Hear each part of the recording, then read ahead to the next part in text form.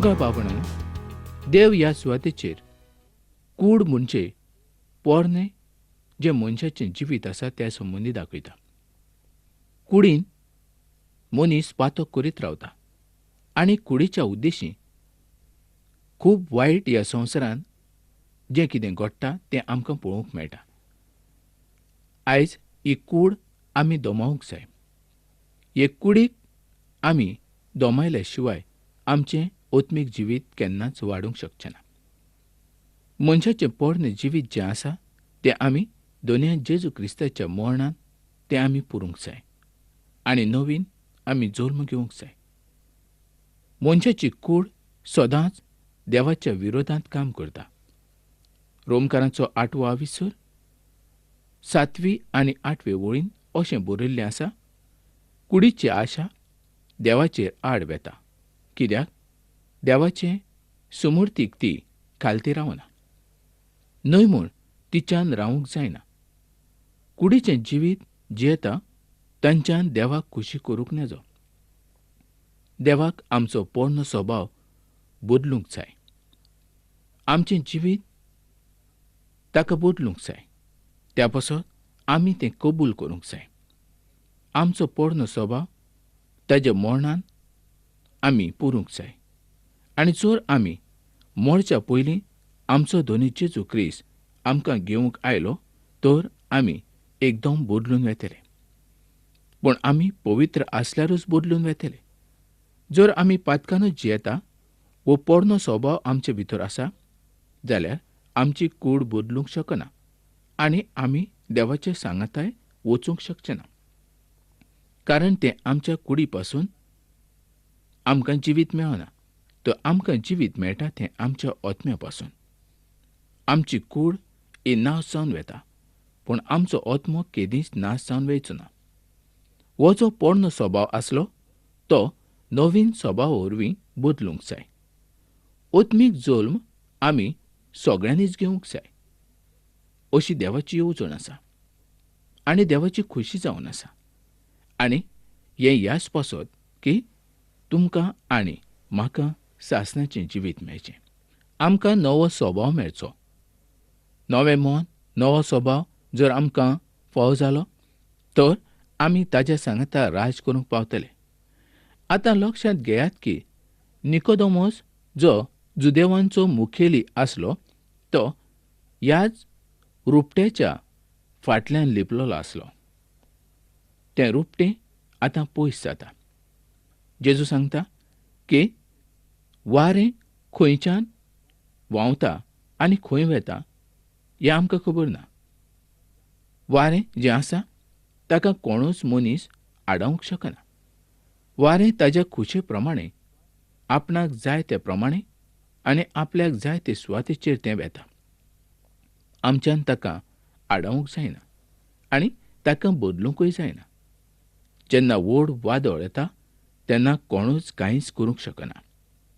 जरी आमी वाऱ्याक आमच्या ताब्यांत दवरूंक शकना तर आमी हें सगळें पळयतात तेन्ना आमी सांगूंक शकता की वारें व्हांवता म्हूण. वारें व्हांवता हें आमकां दिश्टी पडटा, कारण झाडाचीं पानां हालतात, धूळ वयर उठता आनी असल्या सगल्या कारणांक लागून तें आसा ह्या संवसारांत म्हूण आमी जाणा. त्याच प्रमाणें तें आमकां भासता, म्हणजे आमच्या कुडीक तें लागता. आतां ह्या ओत्मीक जल्मा संबंदी अशेंच जावन आसा. जरी देवाचें देणें आमकां दिश्टी पडलें ना तरी आमच्या जिवितांत जो बदल आसा त्या वरवीं आमकां समजून येता की आमच्या जिवितांत कितें तरी बदल घडलो आनी तो फकत देवाच्या वरवींच घडलो हें आमकां समजून येता. त्या प्रमाणें जण एकलो ह्या संवसारांत जो आसा ताजो ओत्म्या वरवीं जल्म जावंक जाय आनी हो ओत्मो ताका देवाचो मेळूंक जाय. जो आमच्या कुडीन ओत्मो आसा तो मेलोलो आसा. आमी ताचें कांयच करूंक ना वा आमी ताचें कांयच पळोवंक ना. आमी आमची कूड मातयल्ली आसा. आमी कुडीचींच कामां करता, पूण आमच्या भितर जो ओत्मो आसा ताचें आमी कांयच करूंक ना. त्याच पासत आमकां नवें जिवीत फावो जावंक ना आनी आमचें ओत्मीक जिवीतूय वाडूंक ना. आमच्यान समजूंक जायना की देवाचीं कामां कसलीं आसात तीं. देवाचो आत्मो अशे तरेन काम करीत आसा. कारण आयज जायते लोक ह्या संवसारांत देवाचें काम करतात. देवाचें काम फकत जाका देवाचो आत्मो आसा ताणेंच करूंक जाता. दुसऱ्यान तें करूंक जायना. मनशाच्या जिवितांत जायतीं कामां आसात, जायत्यो अडचणी आसात, जायतीं तांचीं मनां आसात. पूण तीं सगलीं देवाचीं आसूंक शकना. तीं मनशाचीं आसूंक शकता. आनी हेंच देवाक नाका. देवाक जाय आपणाचे खोशे प्रमाणें मनशान ह्या संवसारांत रावचो. आपणाचे खोशे प्रमाणें ताणें करचें. कारण तो देवाची रोजना जावन आसा आनी देवाचे रोजनेक जें कितें काम आसा तें करूंकूच जाय.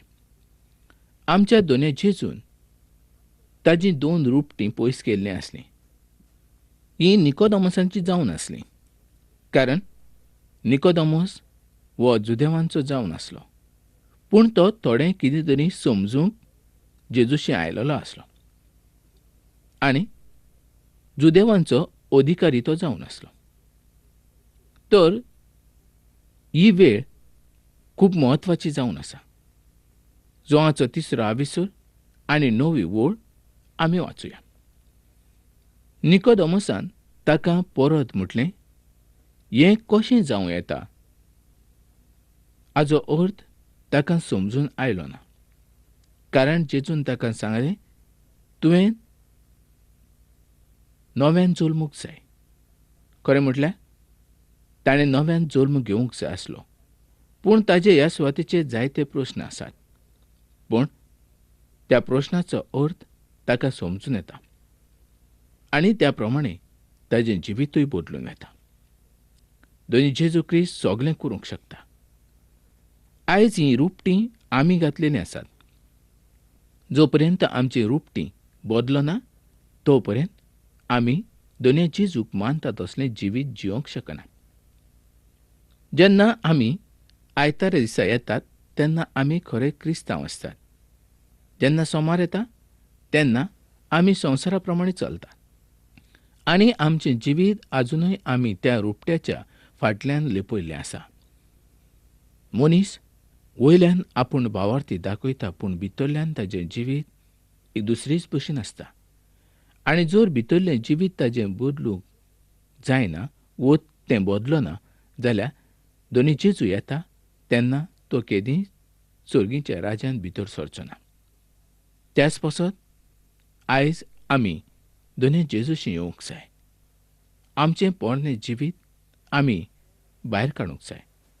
त्या वरवीं आमचो नाश जावचो न्हय तर आमकां सासणाचें जिवीत मेळचें ही देवाची येवजण जावन आसा. ह्या सुवातेचेर खूब म्हत्वाची अशी वळ दिल्ली आसा. ती तुका आनी म्हाका खूब फायद्याची जावन आसा. जोआच्या 16व्या आविसुरांत आनी 28व्या वळीन अशें बरयल्लें आसा, हांव बापा पासून उपजलां आनी संवसारांत आयलां. आतां संवसार सोडून हांव बापाशी वेतां. आतां तो म्हणटा, कोणूच स्वर्गार चडून वचूंक ना. जे अशें मानतात की एलिया आनी एनोक जेन्ना वयर चडोन गेले तेन्ना ते स्वर्गार गेले. तांचे पासत हो जबाब जावन आसा. आनी ह्या वेळार तर दोनी जेजू क्रिस्त म्हणटा की कोणूच स्वर्गार चडून वचूंक ना. पूण स्वर्गावेल्यान देंवलोलो वो स्वर्गार आसलोलो मनशाचो पूत ताजे शिवाय कोणूच स्वर्गार चडून गेल्लो ना. दुसऱ्या उतरांनी सांगचें जाल्यार तो म्हणटा की फकत तोच स्वर्गा विशीं आनी स्वर्गांतल्या गजाली विशीं उलोवंक शकता. कारण फकत तोच स्वर्गार चडून गेल्लो आसा. आतां हें खरें जावन आसा की जेजूच्या मरणा उपरांत आनी पुनर्जिवनपणांत जायते लोक स्वर्गांत गेल्लेच आसात. पूण पोरण्या कररांत देवाचे भक्त मरून वेताले, जे देवाचे खूद लोक जावन आसले. ते पॅराडायस वो आब्रामाच्या गोपांत पावले. लुकाचे 16व्या आविसरांत आनी 22व्या वळीन त्या सुवातेर आमकां हें दिश्टी पडटा की आब्रामाच्या गोपान अशें त्या सुवातेचेर म्हटलेलें उतर आसा. क्रिस्ताच्या मरणा उपरांत आनी तो स्वर्गार वयच्या वेळार ताणें असले सुवाते वेल्यान सगळ्यांक सुर्गेच्या राजान व्हेल्ले आसा. ताका देवाच्या आजीरपणांत ताणें व्हेले. तेन्ना पासून देवाच्या भुरग्यांक सदांच हें भाग फावो जाल्लें आसा. 2 कोरिंथकारांची 5व्या आविसरांत आनी 8व्या वळीन अशें बरयल्लें आसा, आमी विस्वासान भरल्या आनी कुडींतलीं भायर सरून सोम्याच्या घरा रावंक आमकां अदीक बरें दिसता. पूण जेन्ना जेजू ह्या पृथ्वीचेर आसलो तेन्ना कोणूच स्वर्गार चडून गेलो ना. जेन्ना लोकांच्या पातकाचेर देवाची न्हीद जाली तेन्ना मोजेसान त्या पितोळच्या सोरपाक खांब्याचेर उमगाळ्ळो आनी ताका भलायकी फावो जाली. जिवीत तांकां मेवलें. तांणी फकत त्या सोरपा कडेन पळोवंक जाय आसलें आनी तांकां जिवीत मेळटालें. आयज आमी दोनया जेजू कडेन पळोवंक जाय. दोनया जेजू कडेन पळयल्यारूच आमकां जिवीत मेळूंक शकता. तो कुर्साचेर मेलो आनी त्या कुर्साचेर आमी नदर मारूंक जाय. ताणें तुज्या आनी म्हज्या पातकां पासत हें सगळें केल्लें आसा. आयज मनीस संवसारांत सगळें करता. जायते तरेचो लोक ह्या संवसारांत आसात. ग्रेस्त आसात, गरीब आसात, काळे आसा, धवे आसा, वो सादे आसा आनी चड शिकलेले आसा. मोगा बाबण्यानो, आयज जेजू ह्या संवसारांतलें हें पळोवंक आयलो ना. तो आयलो फकत तुका आनी म्हाका जिवीत दिवंक. तुका आनी म्हाका हें सासणाचें जिवीत फावो जावचें त्याच पासत तो आयलो. त्याच पासत देवाचें उतर कितें सांगता पळयात. ताणें तुजो आनी म्हजो मोग केल्लो आसा. जोवांचो 3रो आविसर आनी 16वे वळीन आमकां 2 गजाली पळोवंक मेळटा. पयली गजाल, आमी नव्यान जल्मूंक जाय आनी दुसरी गजाल, मनशाच्या पुताक उंच उबारूंक जाय. ह्यो दोनूय गजाली एकदम म्हत्वाच्यो जावन आसात. कारण क्रिस्तान तुजो आनी म्हजो मोग केलो. तो संवसारांत जरी आयलो जाल्यार संवसाराच्या वस्तूंचो ताणें मोग करूंक ना. संवसाराचो ताणें मोग करूंक ना. ताणें तुजो आनी म्हजो मोग केल्लो आसा. तुजो आनी म्हजो मोग करचे पासत तो स्वर्ग सांडून ह्या संवसाराचेर आयलो. मोगा बाबण्यानो, आमी बरीं आसलीं, आमी नितीवंत आसलीं, आमी पातका पासून पयस आसलीं त्या पासत तो आयलो ना. आमचें जिवीत ताज्या मुखार उक्तें आसलें. आमचीं कामां ताज्या मुखार उक्तीं आसलीं. आमी खंय आसले, आमी कितें करताले आनी आमी फुडें कितें करचें आसा हें सगळें तो जाणा आसलो. त्याच पासत स्वर्ग ताणें सोडलो आनी तुज्या पासत आनी म्हज्या पासत मरूंक तो आयलो. एक देव जावन मनशाच्या पातकां पासत जर मरता जाल्यार आमी कितें करूंक जाय. एफिसकारांक चीट 2रो आविसर 8 आनी 9 वळीन अशें बरयल्लें आसा, देणेक लागून वावरता उद्देशी तुमकां सोडवण मेवली आनी तुमचे अस्तुकी न्हय पूण देवाचे फुकट कृपेक लागून ह्या कामांत आमी मिजाज करूं नये. कित्याक आमची सोडवण आमच्या कोरण्या वरवीं उपजना. तशेंच जोआचो 3रो आविसर आनी 16वी वळ सांगता, देवान संवसाराचो इतलो मोग केलो की ताणें आपले एकल्याच पुताक ओंपून दिलो. ताजेर विस्वास ठेवतात त्या सगल्यांचो नाश जायना जावच्या, पूण तांकां सासणाचें जिवीत मेळच्या. तुमी ह्या वेळार तुमचें नांव घालून ही वळ वाचूंक जाता आनी तुमी पळोवंक जाता की देव तुमचे लागीं कसो उलयता. ताणें म्हजें आनी तुजें पातक पळयलें. आयज जर आमकां सोडवण फावो जाल्ली आसा जाल्यार हे आमच्या कोरण्या वरवीं न्हय तर देवाचे कृपेक लागून. देवाची कृपा तुका आनी म्हाका फुकट मेवलेली आसा. लुकाच्या 12व्या आविसरांत आनी 14व्या ओळीन अशें बरयल्लें आसा. पूण ताणें ताका अशी जाप दिली, मनशा, तुमचे भितर न्यायनीत वो वांटप करून म्हाका कोणें नेमला? तो पयले फावट नितीदार म्हणून येवंक ना. तो सोडवणदार म्हणून आयलो. दुसरे फावट तो नितीदार म्हूण येतलो. पूण तो आतां म्हणटा की ह्या संवसाराचेर खास्त येवंक जाय म्हूण देवान म्हाका धाडून दिवंक ना, पूण ताच्या वरवीं संवसाराचें तारण जावच्याक म्हाका पाठयला. जो कोण ताजेर विश्वास ठेविना ताका जिवीत ना, कित्याक ताणें देवाच्या मोगाच्या एकल्याच पुताचेर विश्वास दवरूंक ना देखून. आनी देवाचो पूत म्हणजे दोनी जेजू क्रिस्त जावन आसा, कारण तो संवसाराचो सोडवणदार जावन आसा. जो कोण ताजेर विश्वास दवरता तो सदांच जिवंत आसतलो. मेलोय जाल्यार ताज्यान जिवीत आसतलें. लक्षांत घेयात की तो एका फारिझेवा कडेन उलयतालो. तो निकोदेमसा कडेन उलयतालो. फारिझेवांचो हो विश्वास आसलो की जेन्ना मसिया येतलो तेन्ना तो नितीदार म्हणून येतलो. पोरणेकरणांत जेजूच्या येण्या वयर जायते फावटी सांगलेलें आसा. तो सोडवणदार म्हूण येवचो आसलो. तो मरूंकूच येवचो आसलो आनी तो एक नितीदार म्हणून येवचो आसलो. पोरणेकरणांत सांगलेल्यो सगल्यो गजाली आयज घडोवन येयत आसा आनी त्या वेळार त्यो घडोवन आयिल्ल्यो आसल्यो. जर आमी आयजायाचो 11वो आविसर आनी 42वी ओळ वाचली जाल्यार आमकां त्या सुवातेचेर समजून येता. ह्यो गजाली आमकां त्या सुवातेचेर पळोवंक मेळटा.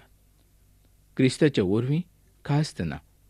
जे कोण क्रिस्ता वरवीं नात तांकां तर खास्त आयलीच आसा, कारण ते गुन्यांवान मरून वेतेले. मोगा बापणानो, हो संवसार पातकान बुडून गेल्लो आसा. तुमी आनी हांव ज्या सुवातेचेर रावता त्या सुवातेचेर कांयच बरें पडना. आयज फकत दोनया जेजूचेर जर आमी नदर मारली जाल्यारूच आमकां जिवीत मेळूंक शकता. इश्टानो, ह्या संवसारांत कितलो लोक आसा आनी आयज तुंय ह्या संवसारांत रावता. तुका खबर ना आजुनूय जिवंत आनी खरो देव कोण. आयज तूं खूब अडचणींनी आसात. आयज तूं व्हड भार घेवन आसा. मुखार कितें जातलें हें तूं चिंत्ता. संवसारांत तुजेर इतलो भार आसा की तुका समजना आतां कितें करचें. संवसारांत तुका सारकी वाट मेळूंक ना. हें कित्याक? तर जेजू म्हणटा, वाट सोत आनी जिवीत हांवूच. आयज तुवें जेजूचो पाटलाव करूंक ना देखून तूं ह्या संवसारांत गडबडून गेल्लो आसा. मोगा भावा, मोगा भयणी, ह्या संवसारांत भिवपाची कांय गरज ना. जर आमकां सोत कळ्ळें जाल्यार आमच्या जिवितांत कांयच भिरांत येयना. पूण आमकां सोत केन्नाच उक्तें जावंक ना व तें सोत आमकां केन्नाच कोणें सांगूंक ना जाल्यार संवसारांत आमकां भिरांत येता. आयज कुडीच्या कामा उद्देशीं आमकां भिरांत येता. पूण आमी त्या ओत्म्याचें चिंतिना जो ओत्मो आमचो मेल्लो आसा ताचें. तो ओत्मो आमी जगोवंक जाय. आमच्या कुडीन आसलेल्या ओत्म्याक आमी जेवण दिवंक जाय. आमी सदांच देवाचें उतर वाचूंक जाय. सदांच आमी देवाचें उतर आयकूंक जाय आनी तें पाळूंक जाय. कुडीचीं कामां सैतानाचीं जावन आसा, पूण ओत्म्याचीं कामां देवाचीं जावन आसा. मोगा बाबणानो, निकोदेमस देवाशी आयलो आनी ताका जिवीत मेळ्ळें. तो तर जुदेवांचो पयलो जावन आसलो. आयज तूं कोणूय आसुनी, खंयच्याय धर्माचो आसुनी, देव आयज आमकां ताच्या उतरा उद्देशीं सांगता, तुमी म्हजेशी येयात आनी हांव तुमकां समाधान करतलों.